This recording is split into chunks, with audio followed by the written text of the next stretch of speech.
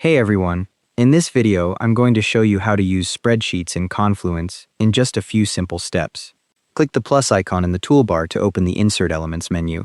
A drop-down menu appears below the cursor with all available block types. Type /file to filter the menu, and you'll see several insert options appear including image, video, or file. The list narrows down as you type, showing only the matching blocks. Click on image, video, or file, and a file upload dialog opens with options to upload from your computer or add from a URL.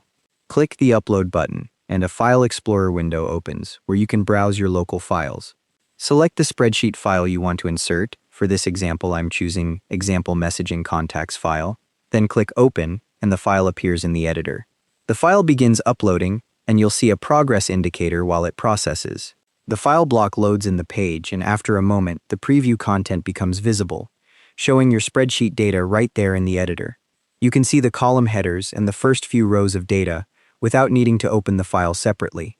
Click the expand button on the file preview to open it in full screen view, where you can see the entire spreadsheet in detail. This lets you scroll through all the rows and columns to verify the data before publishing. Click the X button in the top corner to close the expanded view and return to the editor. Click the Publish button in the top right to save your page with the spreadsheet embedded. Your changes save immediately, and anyone with access to the page will see the embedded file. The spreadsheet displays as a read-only preview in the published page. To edit the actual data, you'll need to download the file, make your changes, and upload the updated version.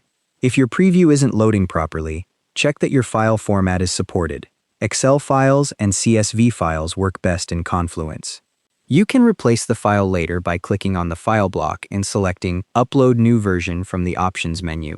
And that's how to use spreadsheets in Confluence. Thanks for watching. Hope this helped.